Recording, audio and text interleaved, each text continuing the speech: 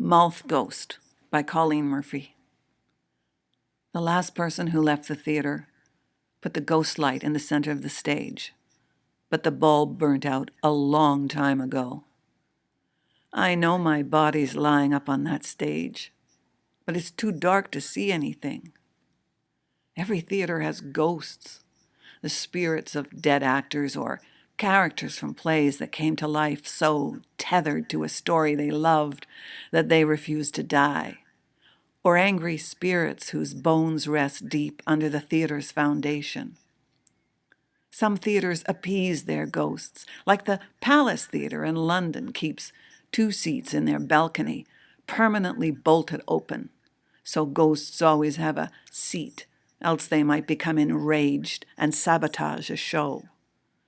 Sometimes, when everyone goes home, the ghosts get on the stage and fuck around. They sing, dance, pretend they are alive. Monday became the day off because ghosts demanded a whole day to themselves. Mondays are always dark, but now every day is Monday. The theater is darkness filled with people looking towards the lights, bright lights, warm lights, beautiful, shifting shadows. It's like a place of worship, a kind of religion without a God, without invisible entities except, well, we hang in the air like puke breath. Just us. And mice scurrying, and cockroaches, and centipedes. Oh my shit, those centipedes are ugly and faster than the speed of sound. Once I thought theaters were sacred, a sacred space. You know, don't walk over a stage when actors are working on it. Or during intermission, oh, don't dare step on the stage. It's a sacred space. But now I don't like that phrase. It sounds too much like safe space. But theater's not safe. It's not sacred. It's just you and me here and out there somewhere, electronically connected at this moment in time between what was and what's next. I'm talking, you're listening, maybe you want to leave. Okay, fine, go ahead, leave. Draw back into the shadows because that's what this is, a kind of shadow play. Digital, dusty, dead theater. And speaking about dead, did you know it's supposed to be good luck to give lead actors or directors a bouquet of flowers on closing night? And it's best to give them flowers swiped from a graveyard because graveyard flowers given on closing nights symbolizes the death of a show, putting it to rest. But we've had to steal one hell of a lot of flowers from a hell of a lot of graveyards because 1,000 shows have died. But I actually think I'm still alive because my imagination's still working, and now I'd like to know where the hell is my play. Yeah, us playwrights live here too. It's not just actors and directors, even though they take up most of the airspace. But there's stage managers, musicians, dancers, opera singers, even a translucent circus clown. But I hate being a fucking ghost. A flimsy apparition, a cloudy viscous oscillating in the atmosphere. I'm so restless I could scream. What do I do? Do I talk through electronic fuzz? Communicating with people I cannot see, people I cannot feel in a medium that is so flat and dull that even I, a misty vapor, cannot permeate, cannot puncture. No. Do I run through the aisles wiggling my viscus for a crowd of ethereal beings languishing in their seats, bored out of their ectoplasms? No way. Do I try to calm myself with mantras about mindfulness, hoping that the grief I feel about my creative and financial devastation will somehow make me a kinder specter?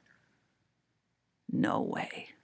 All I want to do is climb back into my corporeal self and snuggle into my skin, then feel warm blood course through the chambers of my heart.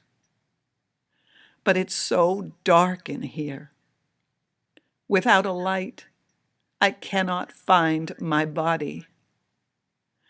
Who was it said, "What hurts you blesses you. Darkness is your candle."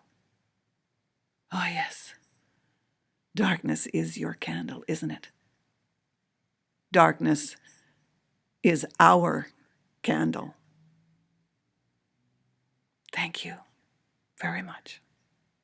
We'll come back to some of the things that your ghost speaks of, but first we'll hear from Gary. Gary Geddes, although he worked with Theatre Passe Muraille writing Les Maudits Anglais in the 1970s, and has just completed Norwegian Rabbit, a full-length play about Trotsky's assassination. Gary describes himself as a poet and wannabe playwright. His poetic monologues have been dramatized and broadcast on CBC and BBC Radio, staged at the University of Winnipeg, and given a dramatic reading at the Vancouver Writers' Fest.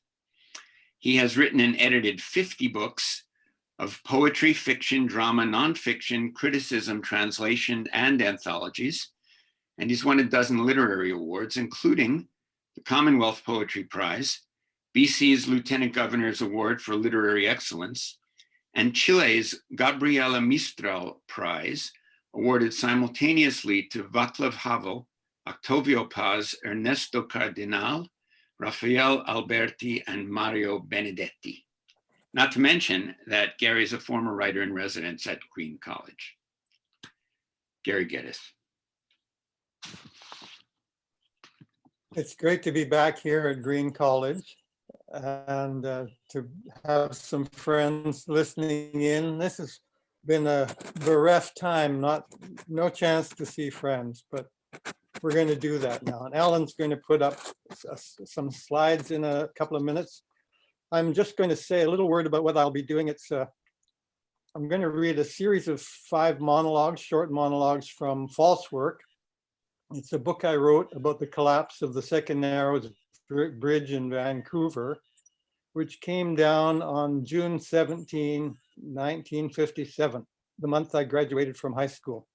And 18 men were killed when the bridge collapsed in Burrard Inlet, and another was killed the next day diving in search for bodies. So here is the first piece. It's called An Educated Guess. There was this girl on the food floor at Woodward's. She was studying fine art at college. I used to take my groceries to her till and tried to chat her up. Katie, her name was. I drove her to North Van one weekend and showed her how work was coming on the bridge, the 2 spans inching closer by the hour. Very dramatic, she said, removing my hand from beneath her blouse. She wasn't talking about me. Then she began to describe a painting on the ceiling of a building in Rome, a sort of pointing match where a whole lot of energy crosses over between the outstretched, almost touching index fingers of God and Adam. Sounds to me like the sparks in an arc welder, I ventured. For that, she replied, you deserve a kiss. A promising start, I thought, something to build on. Katie read my mind. It takes more than the laws of physics, she said. Ladies and escorts. I walked off a job in Castlegar for safety reasons. Dismantling steel is what we'd been doing, temporary structures. So late in the day, you couldn't see bugger all. I wanted to quit. The foreman gung-ho insisted there was plenty of light to finish the job. 180 feet to the river, couldn't swim a stroke. We kept several bolts in place, inserted a couple of pins to knock out as the choker tightened and the crane took up the weight. Nobody calculated the wind factor. About to pop pins when the beam leaned out over the river. A goner, I thought, drowning in the pitch black. or flattened on rocks. I screamed at the foreman. He was running toward the crane, only the white dot of his hard hat visible below. Wind and weight had tilted the rig 30 degrees. It tottered, trying to make up its mind. Headlights, auxiliary crane barreled downhill, hooked onto the other, eased it back into position. "Get up, Doyle," the foreman shouted the next morning. "Fuck you, I quit." "You can't do that. It's not safe." It was less safe last night when you almost got me killed. A second close call in the beer parlor at the Biltmore Hotel in downtown. I called Jim English something nasty, and his wife Ruby came at me swinging. I can still feel the wind as her punch went wide of the mark. Decked me, she would have. So help me Jesus, this is dangerous work. Relapse area and musing.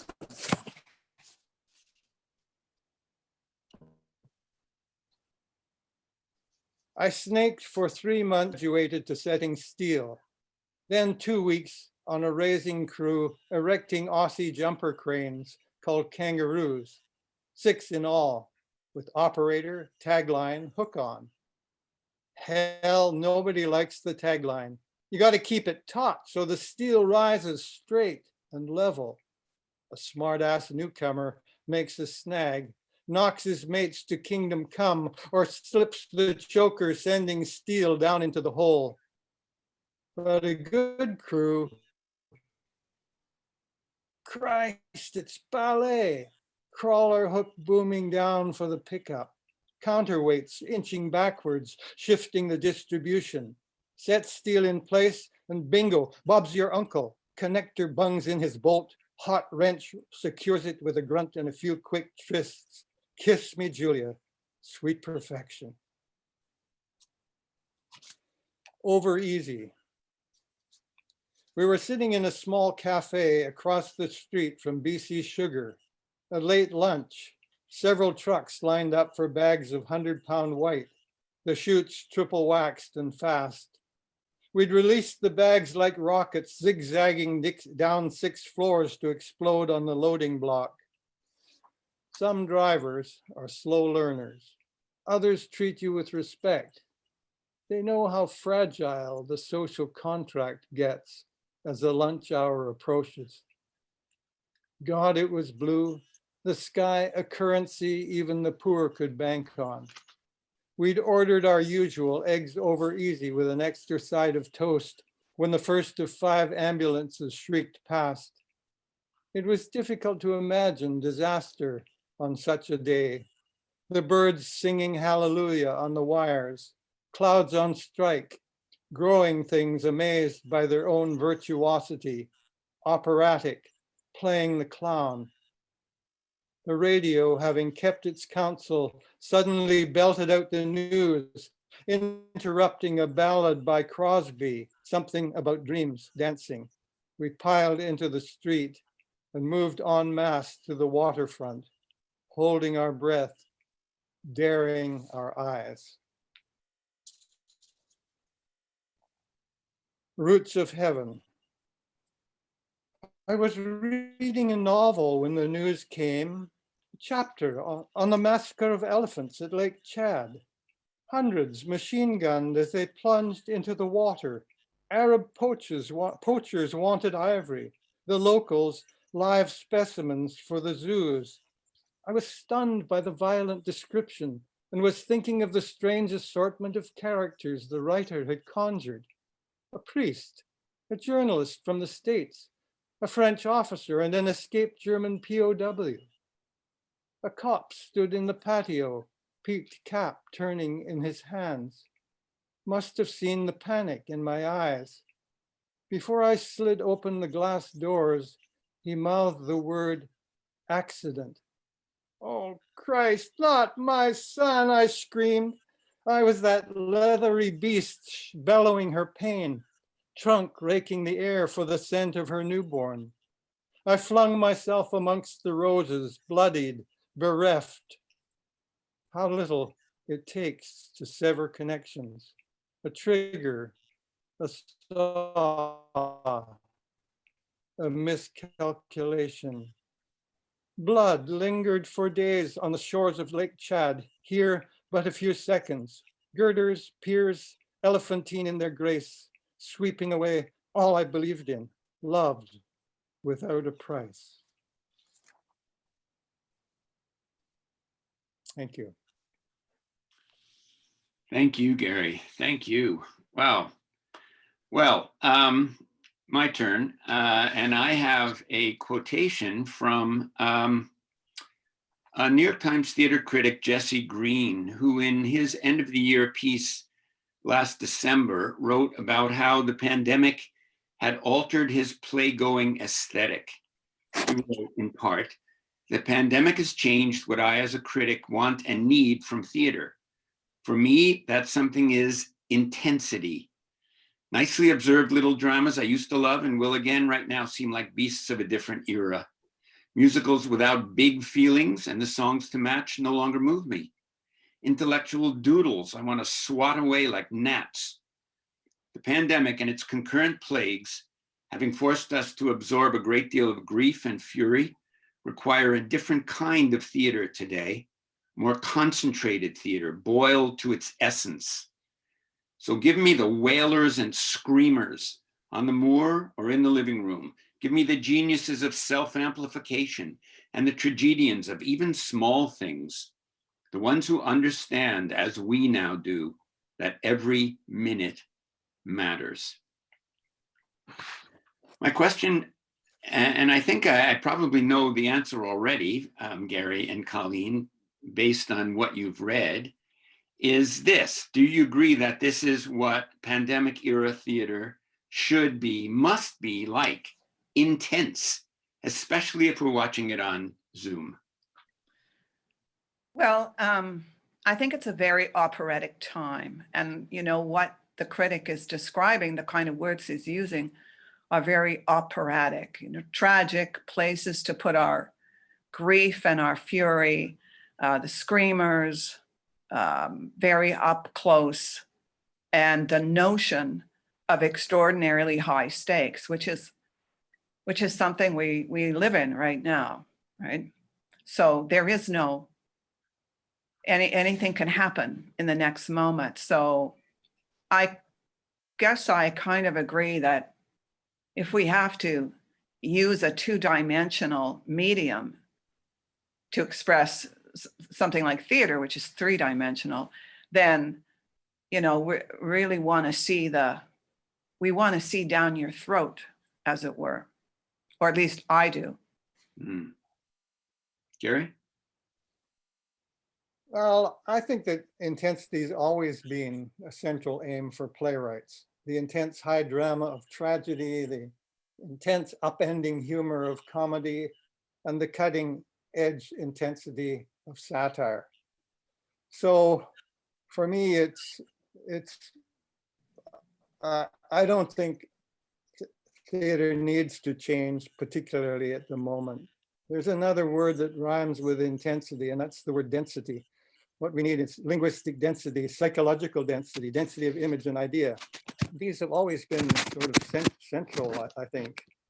I'm not forgetting that there's a kind of light theater and drama out there, but I recall Pinter's comment about a play might germinate, and you're walking past an open door, and there is a man and woman sitting at a table, looking across at each other with a single glass of beer between the two of them. And he says, "I'll take that glass of beer."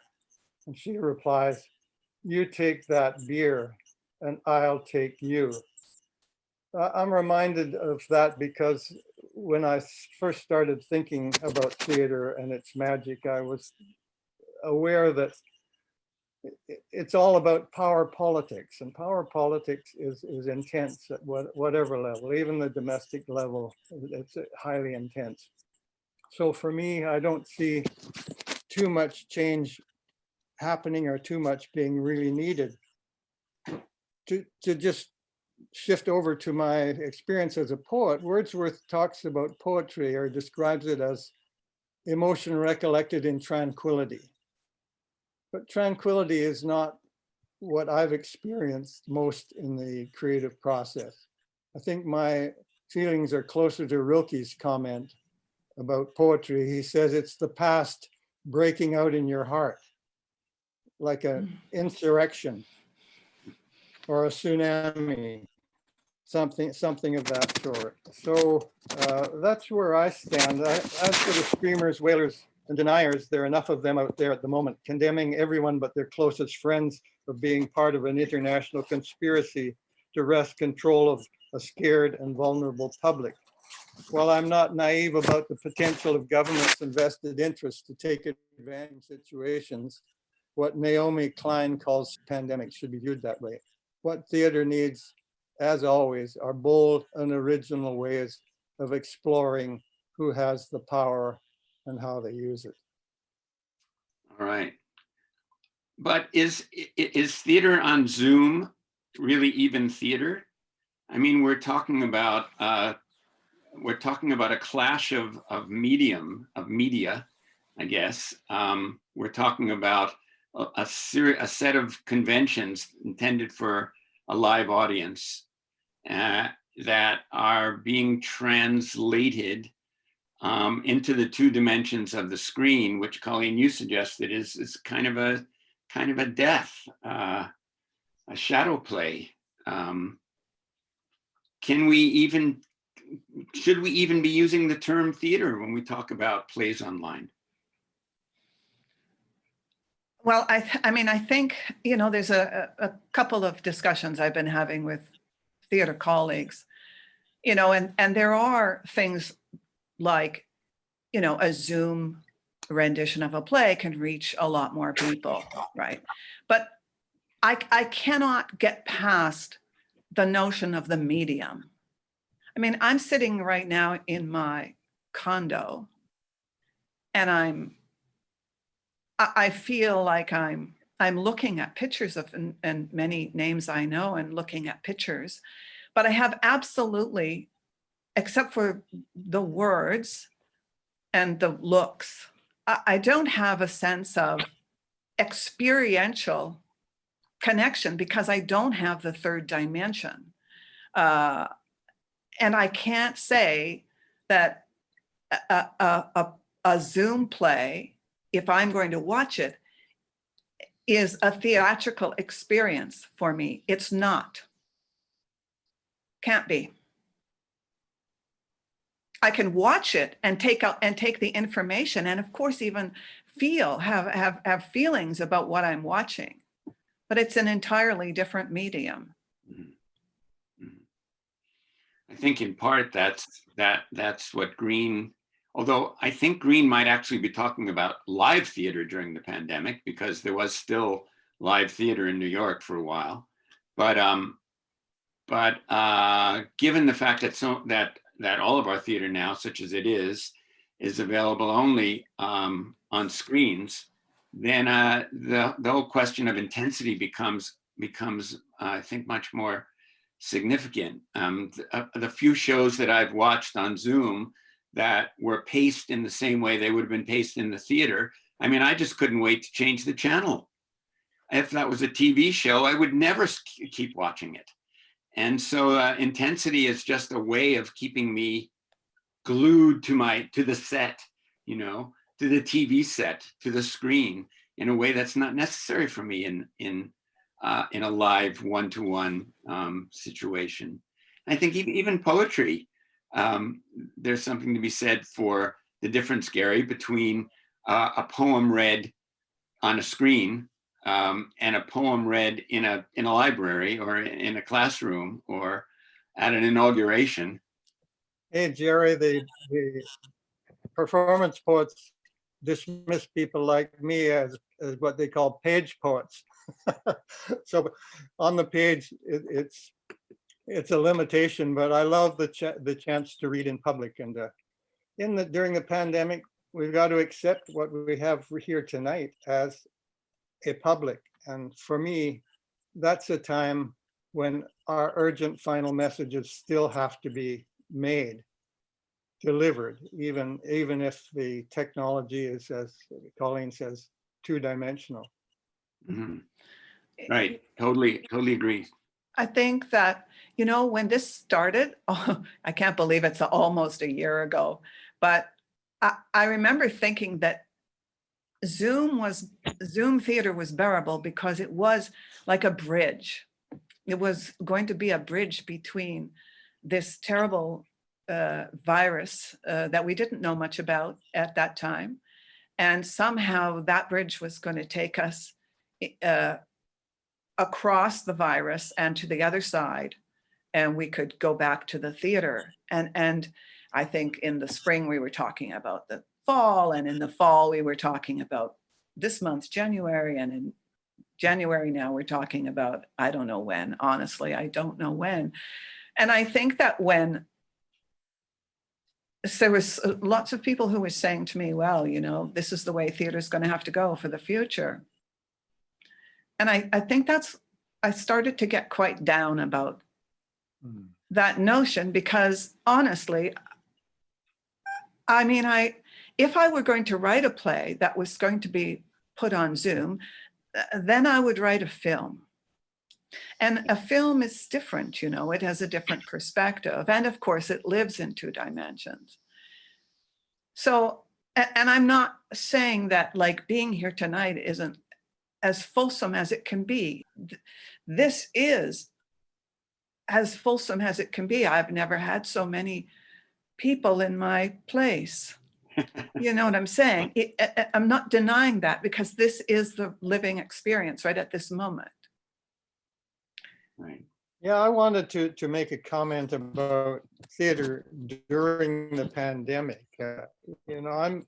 I'm impressed, but hardly surprised at the effort actors and theater folks have been making to exercise their creative muscles and to function in some way during the lockdown.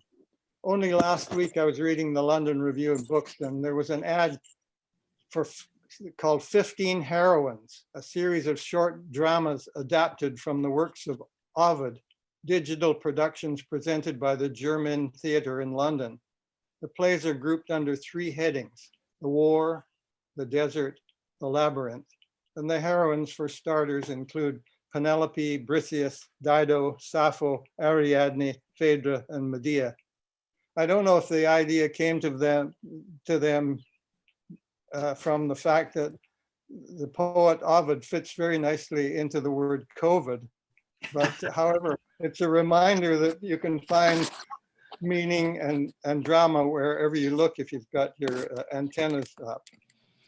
And one of the great things that happened to me during this pandemic, I'm basically mostly a poet sitting there, a little gray man in a blue room, as my ex once called me.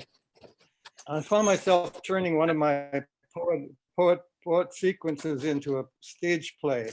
Immediately friends with a background in theater, Weddell, true poet with his silent and sullen craft, and became a very happy collaborator in the production or creation of a play called Norwegian Rabbit, about Trotsky on the morning of his assassination. We finished the draft, looked respectable enough to send it out. So I sent it to 75 theater companies in Canada, the US, and the UK. And the next few days, the theater closed down incompletely. A woman named Janet Munsell at the University of Victoria had this brilliant idea for doing something productive during the lockdown. She created a Zoom session called the Canadian Play Thing, in which she produced on screen 51 plays with the help of, in a few months, with the help of close to 300 actors across Canada. And I lucked out and was the 51st on that series. So it was a big break for me, and also an exciting, humbling one, because I had a chance to see my immortal lines dying immediately in public. However, there were some great performances. Christopher Weddell and Cam Cullen looked as if he'd been born to play the part of Edward G. Robinson, who appears in the play. So it was a really great moment for me. So okay, so the point I gather is that that the content is still important. That theatrical content can be conveyed in this other medium. And that, of course, theater artists generally have been totally screwed during this pandemic. Just a few hours ago, I saw in the Globe and Mail online that Kelly Nestruck has written that Ontario theaters are now forced to cancel their live stream shows because as part of the lockdown, people aren't even allowed to get together to rehearse or do things for online presentation while TV and film production goes on. You pass by gyms and bars and you see people sitting and eating and working out, and yet theaters are shut down. So artists are screwed. Artists deserve whatever kind of help they can get. We can give them by paying for their art online. But I would still argue that artistically, aesthetically, it's a pale imitation of the real thing. I don't disagree. Just going back to the article that just came out, Theatre Ontario, which was Ontario's, sort of lobbying body, of course, died because this particular provincial government wouldn't support it, wouldn't help it out. Right.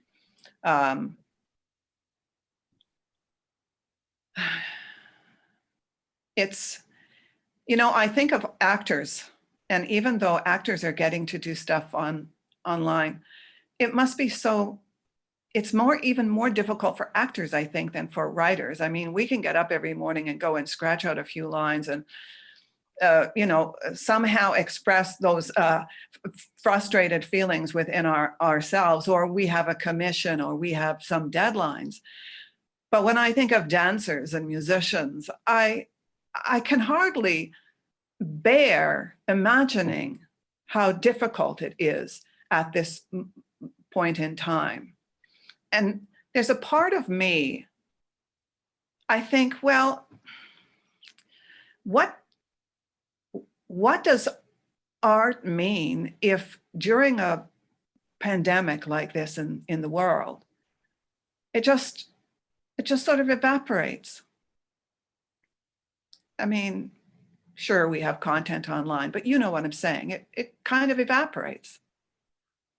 Do you mean it disappears, or you mean it's not considered important enough to support in any significant way by the people who are providing support, i.e. governments? Both.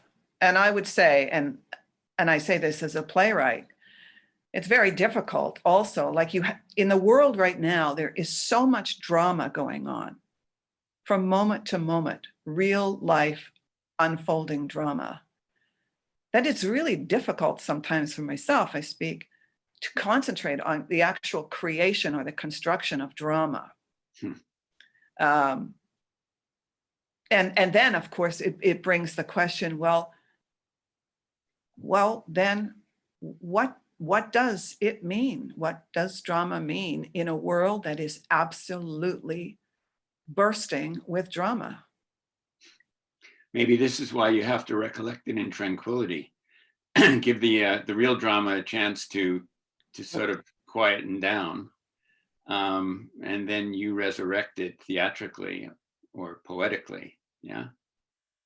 Not long ago, I had occasion to give some talks in Chile and various other places where there was a lot of conflict, and I saw firsthand the struggle that writers had, not just to write, but to stay alive.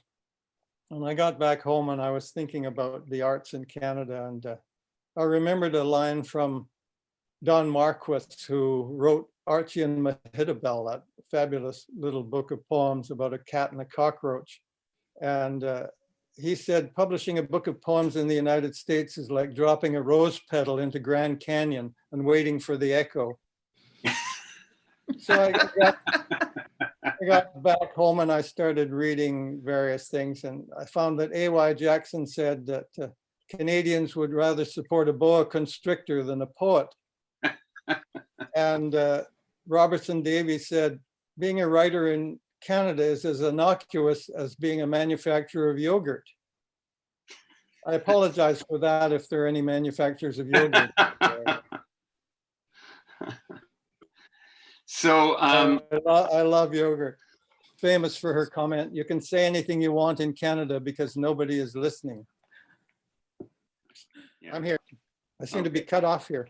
Yeah, Go ahead. your microphone. Colleen, you'll have to take over. Your microphone is doing some curious things, and every once in a while we lose you and hear only strange kind of feedback. Let's not get too depressing here. I mean, I'm sure there have been other moments in the in the 3 millennium history of theater where people have felt that you've sort of hit rock bottom and it's never going to recover, and here we are, and it's managed to survive television, the internet, radio, movies, TV, and all the other things that were supposed to kill it just in the last century. So it's likely to survive COVID. I know, Colleen, you wanted to talk a little about theater before the pandemic, and some of the things that you were concerned with, and you mentioned in your monologue at the beginning that theater as a sacred space, theater as a safe space, and how your ghostly persona was rejecting those notions. Do you want to talk briefly about that issue? Sure, but just before I do, I just want to clarify that I'm not being depressing. That in looking, and nor do I ever think that theater will die ever. Theater and the cockroaches will survive, believe you me. But that in a time like this, what is really interesting within the darkness, as it were, is having to examine for, I guess, each of us by ourselves, the meaning. What are we doing? Right. Why are we doing it? And it's put into high relief in a situation like this. So the depressing isn't really a depressing thing. It's just a stripping away, partly from reality and the situation, which kind of, as a playwright, forces me to examine what means drama. Okay, yeah. So, but over to... On top of that, it actually is depressing. I mean, it's not that you're depressing. It's depressing that people don't have work. It's depressing that artists can't enact their art, that the forums are no longer available, the audiences are not available, the funding is not available. So, I mean, those things are, I would say, depressing, but that's a sidebar, which we shouldn't get into right now. Go ahead, I'm sorry. Oh, yes. So I've always thought of theater as being a very, on one hand, it's very safe, because, people die in plays and they get up and take their final bow. It's an acting out of material, which is very exciting because you're, in a way, you're protected. And the notion of the theater as a sacred space, I'm not too keen on that, because I think that the space of a stage, whatever that stage, wherever it is, you can actually do anything, absolutely anything on it, which is how I look at the space as a playwright. So any kind of, how you say,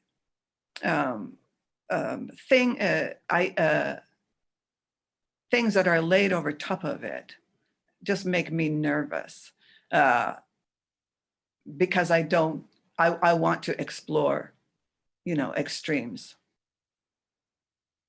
So you're talking about issues of censorship of a kind. Not really. No, Or not implicit? censorship. It's just like the stage can take anything. It's an extraordinarily malleable three-dimensional space, and it can stretch. It can collapse. It can go out here into you. You can have a wall. You can have no ceiling. You can say anything. You are free to examine anything. You know, I mean, this is going to sound morbid. You're going to think I'm a bit dark, but when I started out thinking about writing plays and becoming very interested in character, I read somewhere that theater is where you learn about death. You learn about your own death. You learn how to die. That was so fascinating to me, because, in so many plays, you're watching people struggle against high stakes and something happens or somebody triumphs. It's very fascinating. So I just see it as a space that is not sacred, that is not safe, that is not. It just is. Can you hear me now, Yeah. Jerry? Yeah. Well, I thought I'd share with you a favorite anecdote of mine, and that has to do with a French author named Patrick Granville. He wrote a book called Les Flamboyantes, a sort of epic novel with its shirt tails hanging out about an African dictator modeled more or less on Idi Amin. And he was interviewed by the Manchester Guardian, and the interviewer said, Mr. Granville, how is it that you write such a chaotic novel in the midst of a time that values economy and restraint? And he said, there's a certain liberation to be found in bad taste. Art, like life, is a matter of gifts, not refusals. And that's been a kind of mantra for me. I've tried to get rid of most of my refusals. So I'm interested in border blur as well, which breaking down the boundaries between poetry, drama, and fiction. Some of the most beautiful poetry is found in a novel by Marilyn Ross. Marilyn Robinson? Called Housekeeping. Yes. You can take any passage from that. Yeah, you can take lines and it'll make most poets weep with envy. And you can look at theater and see it's the natural habitat for poetry. Think of Shakespeare's All the World's a Stage, his famous speech and metaphor about life and the 7 ages of man. And then set that against Samuel Beckett's highly economical and poetic comment, we give birth astride a grave. And you see that drama and poetry are sort of enmeshed. And for me, I like the idea of breaking down those borders. Well, I wonder if theater post-pandemic, if there ever is a post-pandemic, might allow for some of the flexibility that you're both looking for in different ways that perhaps has been constrained under the old model. Is it possible that what we're seeing and the way artists have adapted their work and during the pandemic will allow for some new models of performance, whether it's poetic performance or theatrical performance, or some other hybrid post-pandemic? Oh, I think so. I think it will be so exciting. People are so hungry. We want to break free of the 2 dimensions, and not going to see theater. Oh my God, that's really hard. So I think there will be a big hunger to just kind of go crazy. And now it's going to be tough because of money, right? So many theaters are struggling. Sure, they're getting support from the Canada Council and from the government, and that's great. But we don't know how long this is going to go on. So there's going to be some constraints. You're not going to be able to do a show with 15 actors, but gee, maybe you can. I mean, we'll be writing shows for 15 actors. That's for damn sure. Well, I will, but you know what I'm saying? I just think it's going to be incredibly exciting because we've been starved. We've been starved and we're so hungry. Yeah, yeah. I was thinking about the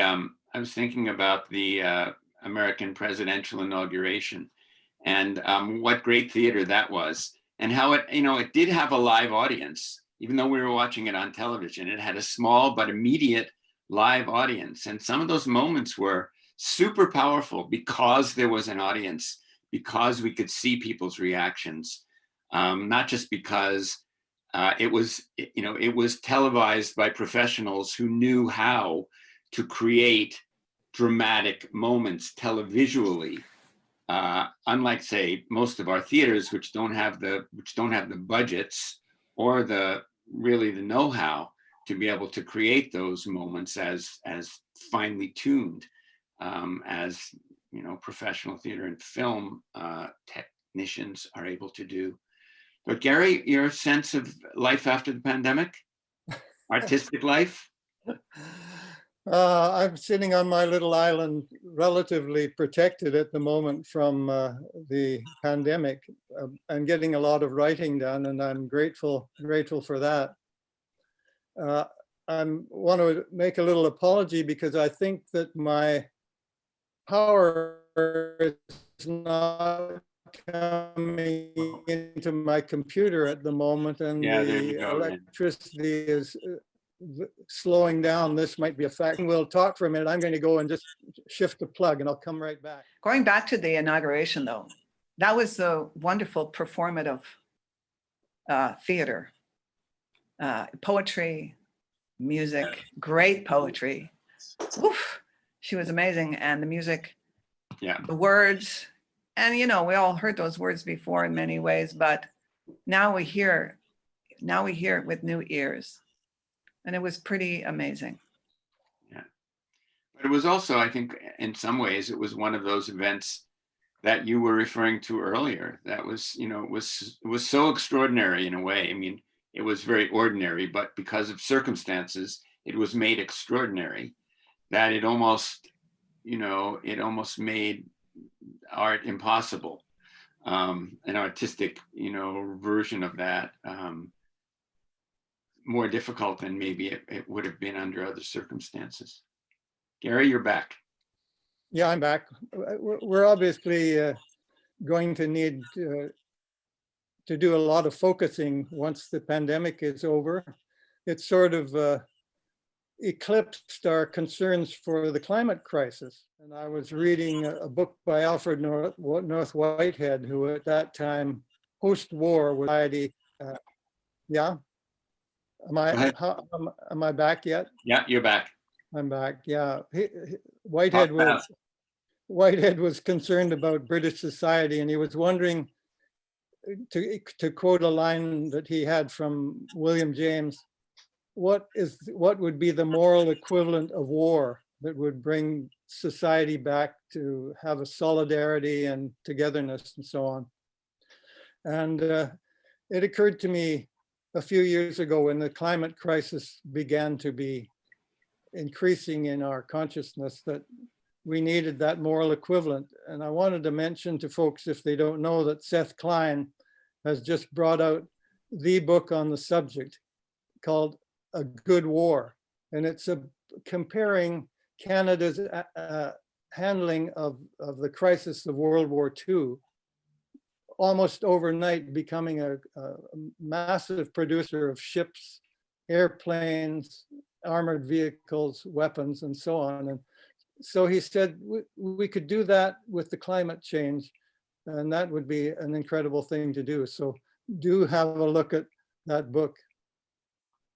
So art after the pandemic is going to have to contend with some pretty significant issues. Right now, you're right. We're so micro focused on the pandemic and the vaccines and our own personal safety and the safety of our families and friends, that it's hard to see the big picture. But that big picture is not going away, and that's what I think, going back to Colleen, your point about like what is art for, like why art, why bother? That's what it's for. It's to take on those issues. It's to articulate them in ways that help make sense of them for the rest of us, that hit us where we need to be hit, so that we can, get off our asses and do something about it.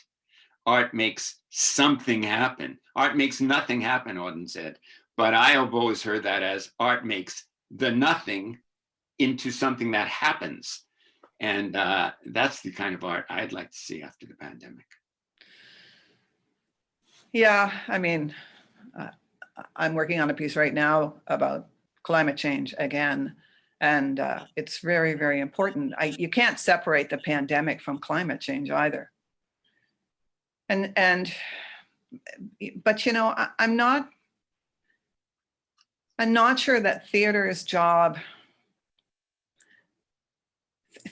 all we can do is create something that touches a person in the audience in some way, and whether they think about climate change after they see something, or they think about war, you can't really make that happen. You can only make the offer of emotional connection. So, I mean, I totally agree with you, Jerry. We, as artists, we put a level of reality on the stage. God knows, I actually love that stuff. I love reality. It's just that that you have to package it in a way that is an emotional offer. You can't necessarily change people's minds by setting out to change people's minds. Can't do it. But you can change their hearts, weirdly. Oh, there you go. Yeah. There we go. That's the note I was looking for to call up the formal discussion, because we're already at 6 o'clock and everybody's getting hungry. Can I just say one thing? Please do. Yeah, I'm hoping to write until the day that I drop. And when that happens, I want to be singing like those immortal musicians on the stern of the Titanic when the ship went down. They were playing their hearts out. So that's what we have to do. Yeah. All right. I'm not sure I'm going to buy that one, but yeah, Mark says, thank you. Thank you. Thank you both. That was terrific. I want to thank Gary Geddes and Colleen Murphy very much for, well, a brilliant discussion. I want to thank Mark Vesey again for setting this up, our technician, Alan Gumbach, for making it all work.